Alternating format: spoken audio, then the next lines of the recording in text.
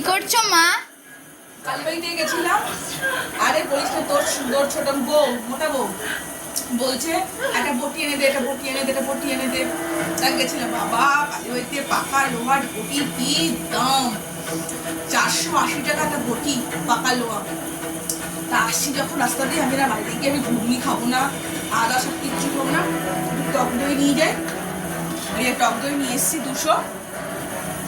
আর এই যে গরম ভাত, এক মিনিকেট চালের গরম ভাত, আর এই টক দই দিয়ে এই যে করে খাচ্ছি। দারুণ খেতে লাগছে। এখন এটাই খাবো দুপুরবেলা।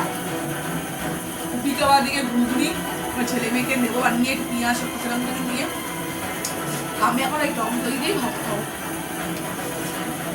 এই যে কাঁচা থালায় ভাত নিয়ে নিই, যেমন নিই টক দইতে কষ ওঠে, ওটা স্টিলের থালায় ভাতটা নিয়েছি। নাহলে অ্যাকচুয়ালি আমার কাঁচা থালা খেতে ভালো লাগে, কাঁচা একটু থালা বাটিতে খেতে ভালো লাগে আমার। ভিডিওটা ভালো লাগলে লাইক কমেন্ট শেয়ার করো। ভিডিওটা এখানে আমি রাখো। বন্ধুরা বাই।